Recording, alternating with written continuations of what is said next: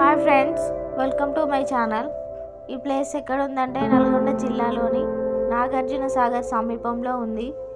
దీన్ని బుద్ధవనం అని పిలుస్తారు. ఇక్కడ మెడిటేషన్ కూడా చేసుకోవచ్చు. ఈ ప్లేస్ని బుద్ధిస్ట్ థీమ్తో కన్స్ట్రక్ట్ చేశారు. ఎప్పుడైనా మీరు నాగార్జున సాగర్ వెళ్తే ఖచ్చితంగా ఈ ప్లేస్ విజిట్